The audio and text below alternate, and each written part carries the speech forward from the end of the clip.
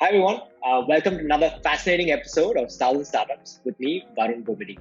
Today we have a very fascinating startup. I have Karthik Venkateshwaran, CEO and co-founder of Jumbotail. Jumbotail is in the business of converting every corner store into a mini supermarket. Of course, in the recent lockdowns with pandemic, uh, it has actually enabled a lot of these corner shops to be stocked up with essentials and of course keep a lot more people safe. Jumbotail is doing this with technology and services that was typically reserved for, say, supermarket chains that have the capital to do so. But now every corner store has access to the same services that a larger chain would have. So, firstly, let's welcome Karthik to the show. Welcome, Karthik. Nice to have you. Hey Varun, thank you very much for the opportunity. Karthik, for the uninitiated, could you share a little bit about Jumbotail? Sure. Jumbo Rail is India's leading online wholesale marketplace and new retail platform, and we primarily serve the thousands of mom and pop, what we call Kirana stores, and we connect them to their supplier ecosystem of brands, traders, producers, and farmer producer organizations. We are the mom and pop stores access the marketplace using an Android app that is available in all local languages, and they source their products, whatever they are selling in their shops. And we have a full stack supply chain that is in-house, technology driven, and we have built it custom built for the mom and pop universe for food and grocery in India and chaotic situations and chaotic countries like India. So we do storefront deliveries typically within 24 to 48 hours. And we also do multiple payment options, cash on delivery, credit, and other payment solutions for the kirana stores. And we help move the money back and it reaches the sellers. We have a fintech platform that provides working capital services for the mom and pop stores. So the same mom and pop stores can actually draw from the credit lines that are extended by lenders on our platform. Okay. And these are all services that we make it available for a wide variety of kirana stores. A few and eventually a very large part of these stores we will transform into J24 modern retail stores. So these Okay. J24 stores are branded modern convenience grocery stores. Our vision is to put a J24 store within 2 minutes of walking distance of every resident in the markets that we operate. It must be ubiquitous. It must stand synonymous with convenience, and it must be a place where our consumers and consumers transact at least 4 times a day, and that's our goal. So Oh, great. that transition has already started to happen, and that is happening on top of our new retail platform. So these stores are modern stores, and they are having branded stores, and they are connected to end consumers through online channels, Swiggy, Dunzo, all of those capabilities exist to integrate with these platforms. And we also have our own J24 dot store. We do home deliveries, voice commerce, and multiple ways of consumers accessing these stores. That's a lot of things that you guys are doing. We'll dig into a few of those things hopefully on this podcast. So we'll get to them. Karthik, I found out something interesting. You actually spent time in the military before you went on to do your MBA, and now you're helping Kirana stores. How did this journey come about? What took you away from doing service and now servicing the Kirana stores? I've always considered myself as somebody who has a calling to serve a very large number of people of our countries. I'm a very passionate, patriotic person. I always felt very patriotic about India and serving the nation. And that's the reason I joined the military. And, I have this one single maxim very early on, even in my interview in NDA days, in my SSB interview, I questioned, why do you want to join the military? I actually answered this that one unit of my work can serve 90 crore people. Those days, actually, India had 90 crore people. So so that was my answer. And if I were to, continue, so 10 years, 10 and a half years, post 4 years in military academies and National Defense Academy and Indian Military Academy, I served for 10 and a half years in pretty hard combat. I've seen very, very different life situations than most others. But my uh, but my I wanted to transition out from a role where I am sort of in the line of protection, rather than I wanted to create India into a economic superpower where countries don't dare attack us, right? So that is you should be operating at an economic superpower level where it should nobody should have any courage to even pick up a fight with us. Now I wanted to make India into that economic superpower. I felt that my contribution of my time will go much better. And I picked up food as a problem statement because it again suited well within my original scheme of how I evaluate opportunities. Where if you 1 unit of your work, 1.3 billion people today can be impacted, and you can actually change and improve the food supply chains and food value chains. I saw that a country that is 50% probably in GDP, in the number of people employed in agricultural related sectors, and contributing about 20% to the economy's GDP. That entire sector is so inefficient that it deserves the world class technologies and the world class talent pool to come and solve the problem. It is that very Bharat problem that we need to solve for ourselves. Nobody will come and solve it for us. So then I started my journey towards building Jumbo Team. Firstly, thank you for your service.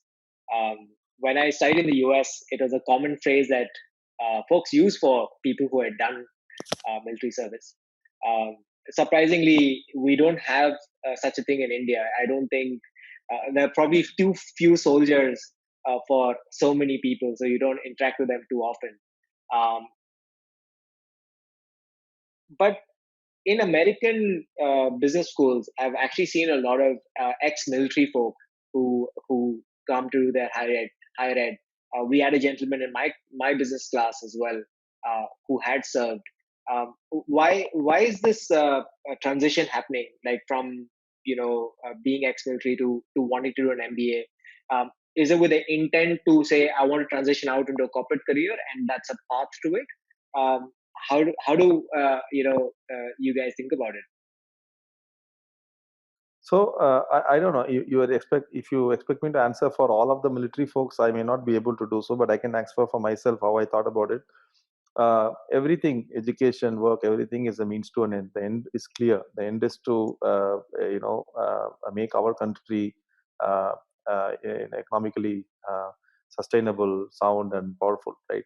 So now, in order to do that, if you want to transition into a career that wants to transform the food and grocery ecosystem, so I started out initially by trying something at a very small scale. What today is Jumbotail. It was actually at that time called Kisanco.com. So Kisanco connected coconut farmers in my hometown Madurai Okay. to distant markets, and I was trying to build a prototype using SMS-based networks. Nokia N70 was the smartest phone then, 2007, 2008, around that time. Hmm. And shortcode APIs, and it's all very very costly and cumbersome. And that was not the big problem. The biggest problem was, if you connect distant markets, how will you transport goods? There is no scalable supply chain, right? And if you connect, even if you find the lorry services to send the goods, money movement was the biggest problem. How will you cash will move from Delhi to Madurai? How? Who will trust it, right?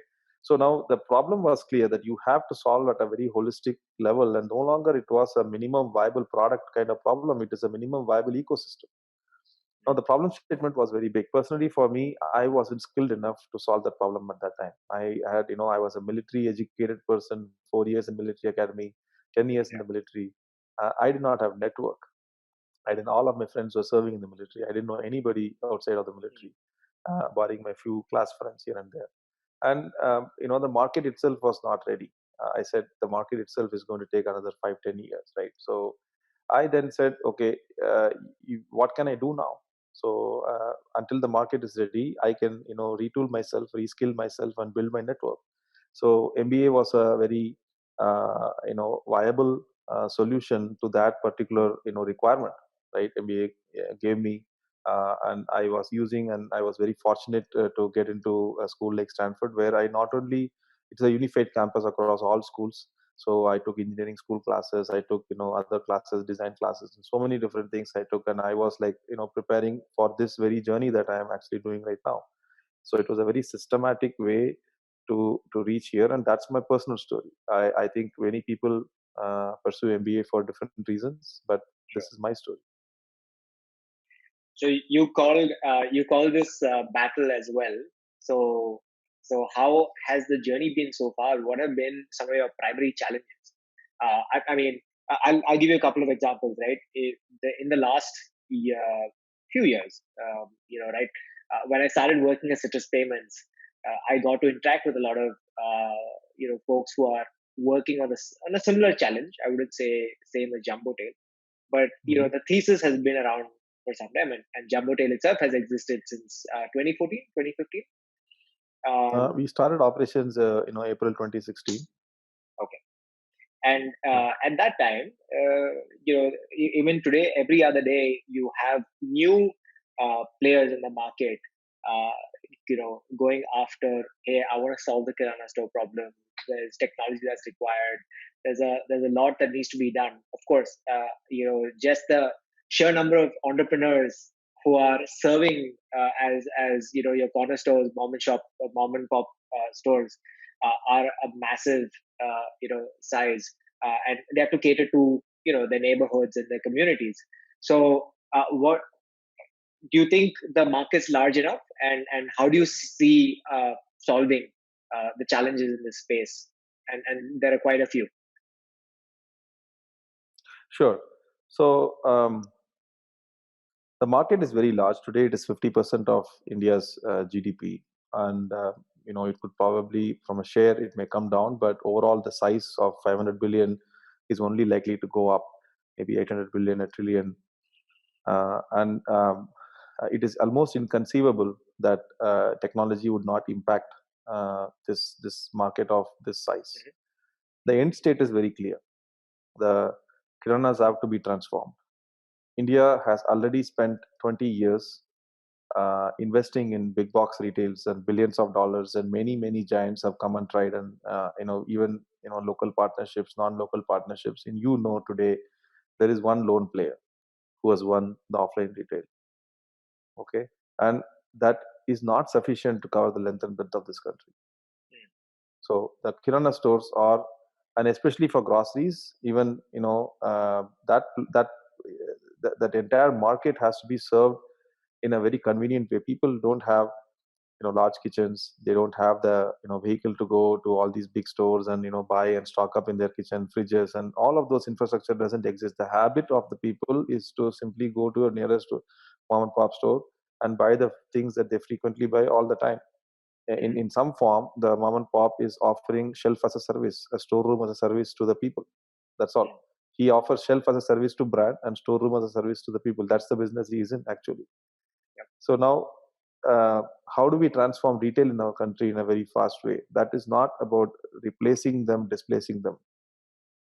The transformation has to happen using technology, technology-driven processes, technology-driven education, to empower and enable these mom and pop retailers to become modern. And that's the most viable, sustainable solution to modernize retail in our country. E-commerce, even in a country like US, is 27% after COVID. Now, it's not going to replace, and it cannot become your mainstay. Offline commerce, there are many statistics to say that 80% of your income is spent within 20 miles, even within the US, right? So, if you have these kind of imperatives, the end state is very clear. The market is big. Technology is going to be a primary lever in transforming this market, and anybody who figures out, or any one of those people who figure out how to do this and how to transform these people, these mom and pop retailers, are bound to be winners. Now, it's going to take more than one attempt. It is going to take more than one player. The market is large enough. India is not a demand constrained market.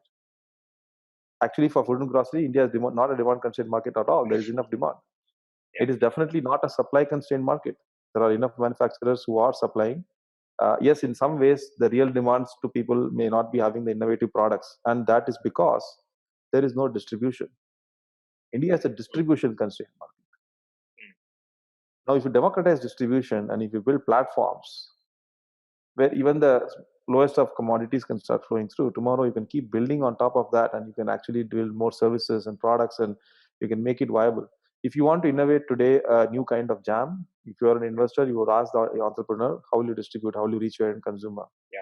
Yeah. There is no, the answer is, oh, Amazon, Flipkart, or no, the main consumption, 95% of the market is flowing through Yeah. mom and pops. How will you reach them? Now, who is finding an answer to that? Companies like Jumbo Trail is finding an answer to that. So in our So way, there is, we need more people, right. more number of people who are currently there. We need probably 5x of that to solve this problem at scale. Not just Jumbo Trail, I'm saying many number of players in the market. A lot of folks who are in the industry also say, "Hey, your product and everything is great, but how are you going to get distribution?" Right? In most spaces in India, I think that question comes up quite a lot. You can take total addressable market and say, I want to service a fraction of them, but can you service a fraction of them? Is a harder question than saying, can I build a product that will service half of them, or a small portion of them? Any player, and I think a very good example of somebody who's one distribution and can launch anything on their platform is a company like Paytm, right? Who has millions of users on their platform, and they can literally open a tap. They want to sell gold, yeah, they can sell gold. You want to offer, some coupons that will, you can get something for free. They can just put it up there on their application, right? Because they just have that continuous, See, tap of users that keep on coming in. Paytm, on Paytm, and here is a good example, and I would go, on Paytm, Hmm. even they failed in grocery. Mm. Even they Because failed they're in not grocery. online. And I will tell you why, right? It's not, when I say distribution, there are goods. When you have a platform on the player, then you have a digital distribution of goods and services, right? Now, the digital Right. distribution of services is possible. For goods, you need supply chain. Supply chain is your moat. If you look at all of the players who eventually won, and you've been in delivery and you know, right, how hard it is for people to find that third party capability to give a standard experience. If you have a FedEx or UPS or a delivery in the country that can actually absorb all capacity, then delivering the goods is a commodity. Then you just have to connect with people and find all the more different kinds of connections, because once the trade transaction is established in the platform, a third party is able to and capable of delivering with a reasonably good, reliable customer experience. And that is the situation today in China. Like platforms like Pinduoduo, like they came and they just became very large e-commerce players because that entire delivery infrastructure was available. All the Right. transaction need to happen. Like India, that's not the case. Capacities have to be built by the marketplaces. A situation that has actually been forced upon Amazon like after 25 years, because no Yeah. longer they could rely on, say, a FedEx to improve their SLAs. Now they're building their Yeah. own.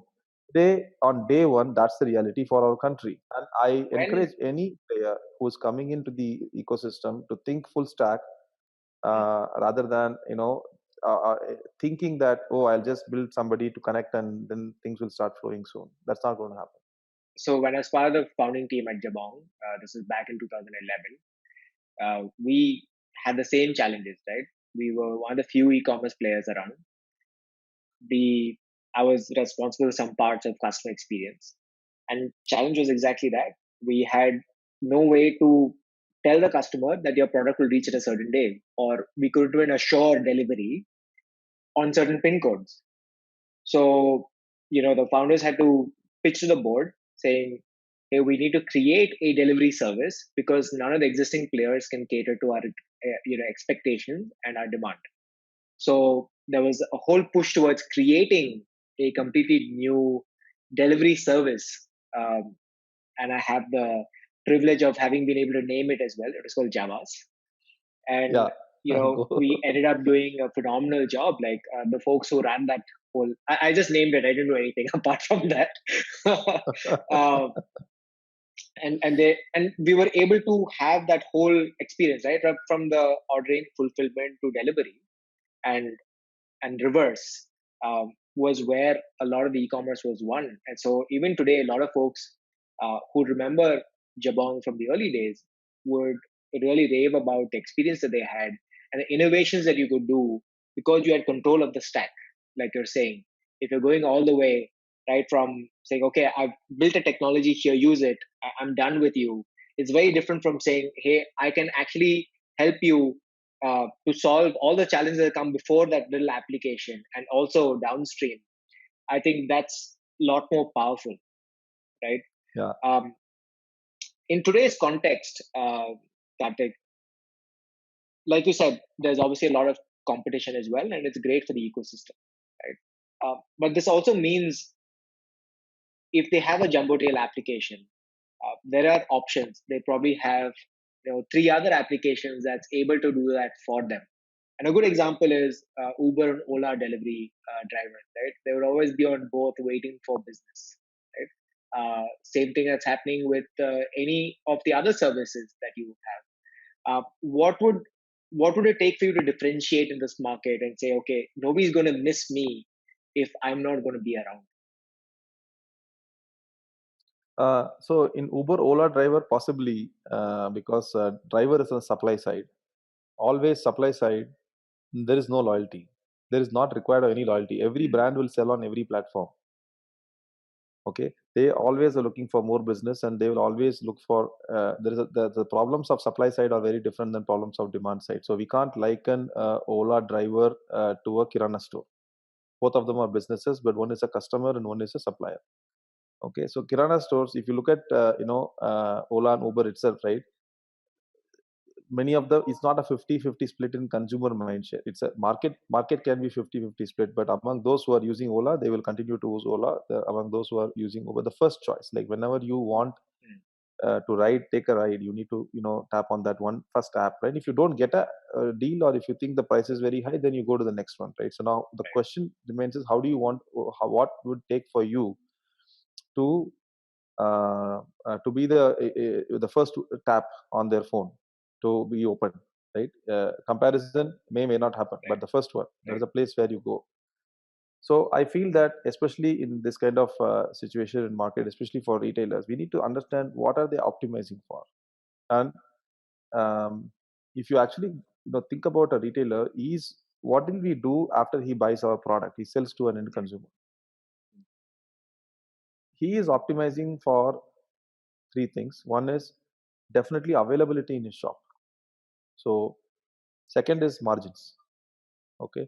And third one is any kind of losses and other services, and all other jing banks that you can put.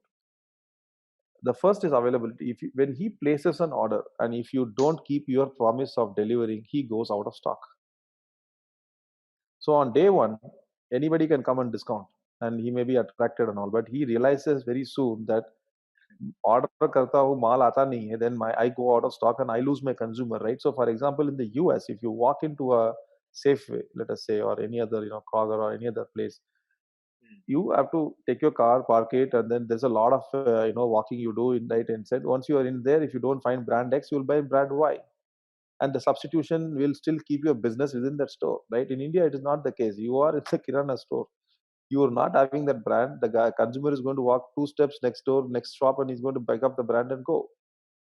So therefore, the cost of being out of stock is extremely high. The substitution sales doesn't happen at a Kirana store, right? So not in the, at least for the key products that you want. So now when you differentiate by keeping your promise of high quality and delivering high quality of supply chain delivery, and then the quality of the product themselves, because eventually consumer does not want to come back. If you see your consumer coming back with hey, this quality is not good, then you are going to suffer. So anything, so the way I look at our business and I tell our teams to do is think about how can you become a competitive advantage for your kirana stores that you are serving by using you as a service, like by using Jumbotail as a service. How is he able to fight his competition 10x better? And if you have solved that problem, then you are going to be the first choice. And today that problem is one of availability. Margins, yes, definitely, he's going to optimize for margins. And we are a very sustained, we are operationally profitable business. We have raised a fraction of capital that any other competitors even deployed, and we are number one in customer NPS. And this is not me, this is Shadowfax Red Seer report that is saying. Right? We are number one in customer NPS across all platforms. Every other platform that has raised 20x 30x of the money that we have, they're all a fraction of the customer NPS that we have.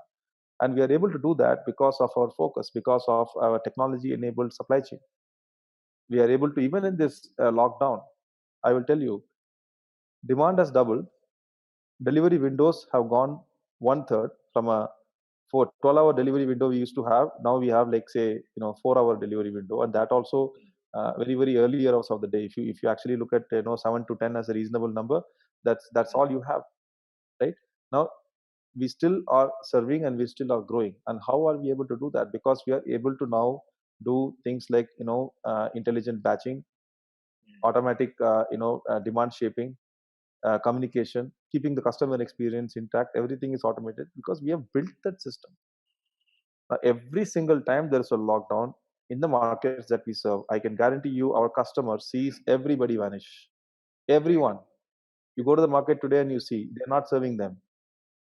The distributors are not opening their shops. The wholesale markets are closed, and all of remaining people are their services are not reliable. They are either absent or they are not servicing.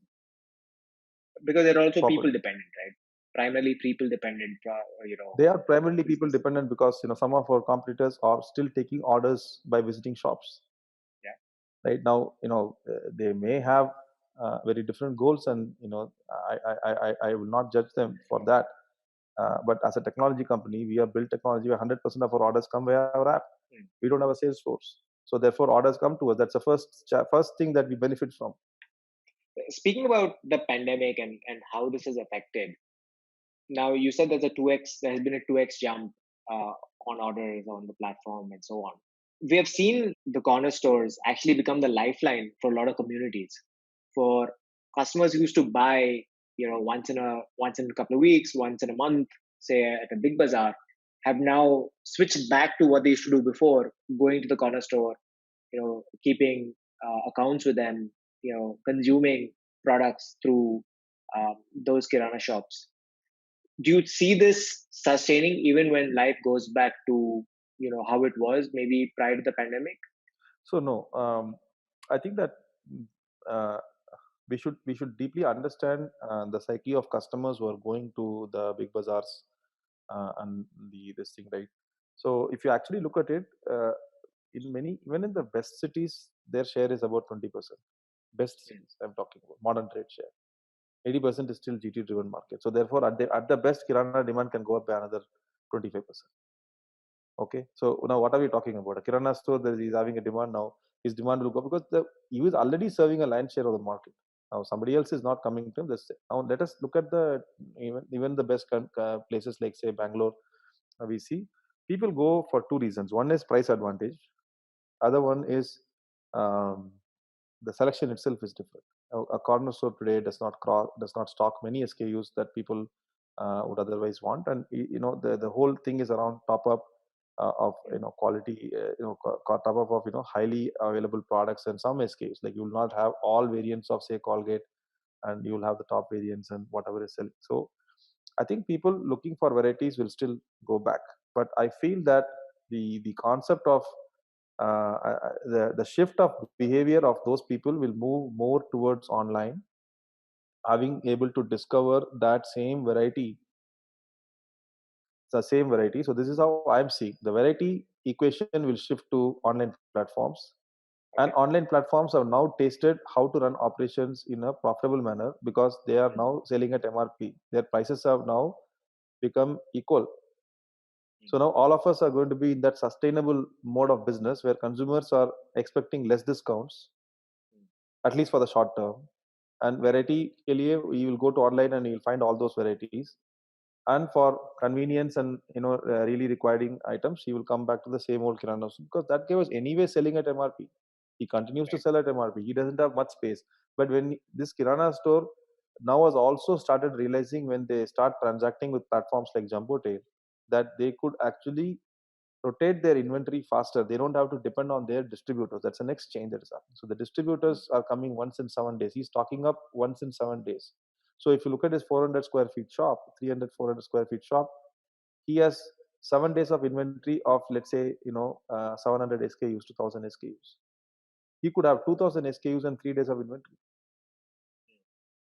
So now that transition will happen, because now consumers would come and ask, and then the kirana store will naturally come to Jumbo Tail, search for those products, find those products, and start keeping those products. So I feel that shift will happen. That shift will happen. This will in the short term be a higher number of shift, and then it will stabilize to some number, but it will definitely be much more.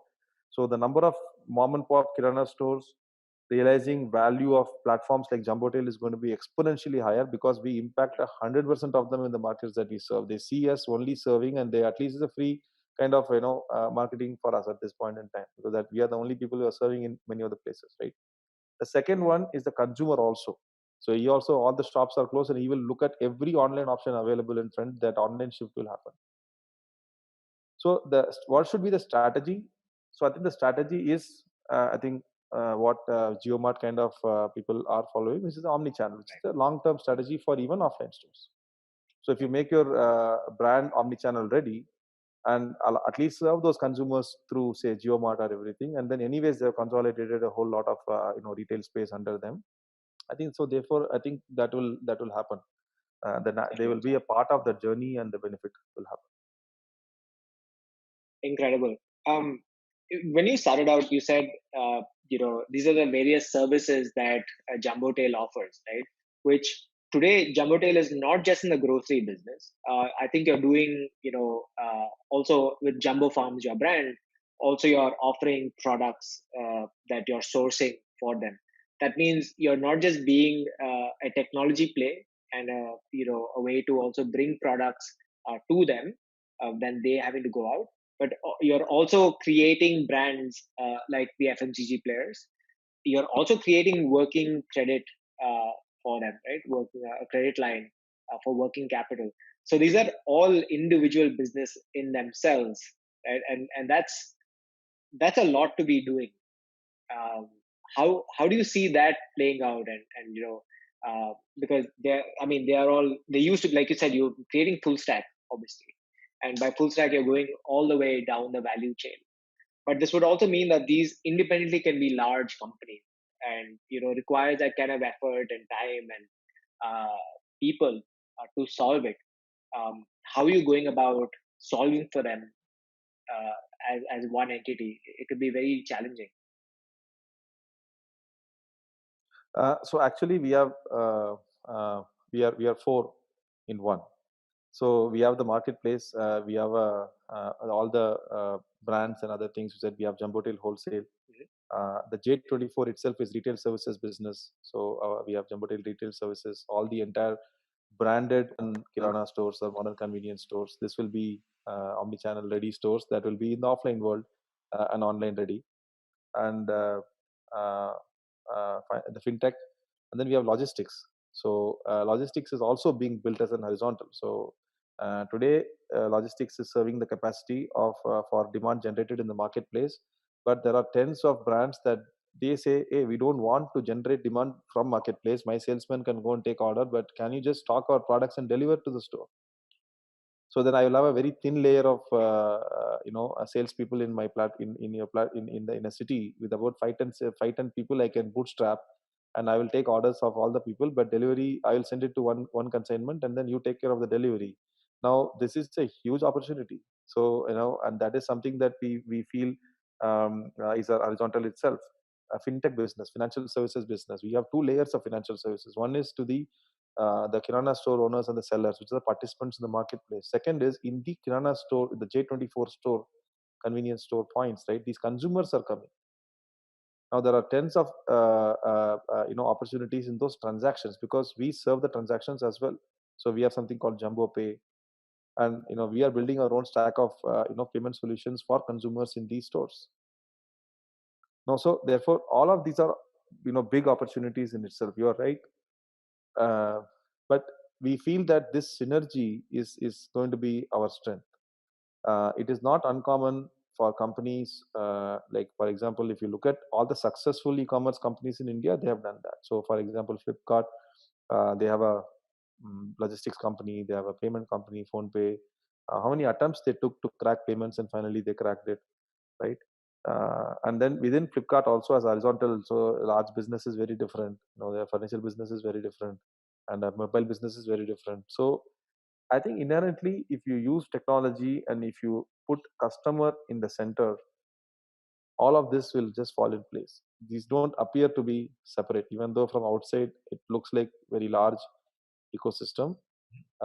We also are able to offer better services because of the full stack nature. So one aids the other, and we are able to offer our customers better services because we understand each other. Rather than saying that I will do, you do the transaction, somebody will do lending, somebody else will do the delivery. It's all very disjoint service for the customer. So it is our strength. Hard work we'll have to put in. Phenomenal. So what does the next few months look for you and the team, Kartik? Rapid expansion. So we are right now present across 10 cities, and not very long ago we were present in 3. But in the last 6-7 months, we opened up. Last 3-4 months, 5 months, we opened up more cities, and we are present across all of North India now, and we are innovating a different business model for reaching the tier 3, tier 4 towns on a very lightweight method. So the key message to brand is you get national reach. You get national reach. You participate with Jumbotail. You get tertiary data, all the way to consumer data, all the way to reach in tier 3, tier 4 towns and tier 5 towns. Is a one-stop shop. So if you want to launch anything, come to us. Even for existing brands, we are their friends and we help them. Especially during these pandemic times, we are very closely working with all of them to help their products reach the retailers. So expansion and growth is the main theme, and investing in technologies under the hood part is how do we grow. Our DNA is to be frugal, not throw money at a problem, and invest in technology to solve these. We are rapidly hiring many at many levels to help us reach the ambitions that we have. So in the next 1 year, Jumbotail will be a very established national player. What kind of folk are you hiring for? We are looking for across product, technology, design, decision science, and then category managers, finance managers. We're looking for marketing team. So we don't have a marketing team at all. We have to bootstrap a marketing team now. We are looking for very strong supply chain planners and designers, and then operations and business leaders across all geographies. City managers and state managers and state heads and market heads. So a number of exciting positions are open. And even for our credit and payments team, fintech team, we are innovating financial products for our customers all the time. So we look forward to many talent. Incredible. And there seems to be a lot of open roles. If somebody wanted to reach out to you, what's the best way to do it? To me personally, people can reach out karthik@jumbotail.com. I'm sure packing in enough people for the long haul, just to get you guys to the next level, to 100x from here. Yeah, 100x is a journey of 1x like that, and then suddenly maybe some 20x, 30x, and then again 1x, 2x. So the growth is going to be like that, and then there will be some fall here and there. So it's not like from outside world the graph looks very rosy, but if you just double click on the graph, it will have its own ups and downs, and we are all ready for it. We have seen it all. We are very battle hardened. We have fought competition and won. We are fighting COVID, and God is great. We are surviving, and I think we are having the energy and the fuel to go the distance. Spoken like a true soldier. Our common friend Samir, who is also your first investor, I believe, in Samir of Nexus. First, and he's invested in every round. Yeah. So I was chatting with Samir the other day, and he said, if you have Kartik on the program, you should ask him what his learnings were from the field that he's applying to business. So I had to ask you this question. So one, I think the mission orientedness is the biggest one that I will say, that I have seen right from my NDA days, academy days, when you start a journey, when you start climbing a mountain, you don't necessarily see the top, especially when you start the climbing, you're at the bottom. But you have to keep the faith and have a higher purpose, and you'll be able to get there. That perseverance is very, very important. Second one, I think military has taught is how do you motivate people? How do you hire good people? How do you transform? And especially in military, we don't get opportunity to hire people. We are just given the people to fight. Now they are our team members, and we have to accomplish our goals with whatever resources that we have. Whether it is we can't ask for it, and many times we are far ahead inside the jungles or the mountains, and we have to live off the land.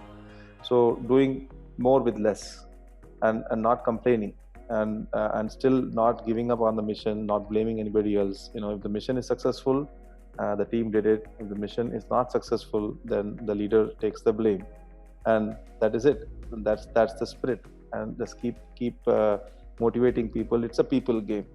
I can tell you that it's not about money, it's not technology, it's not infrastructure, it is the people. And I have realized this all the time. So if you hire and build character within the team, sooner than later, we will achieve our goals.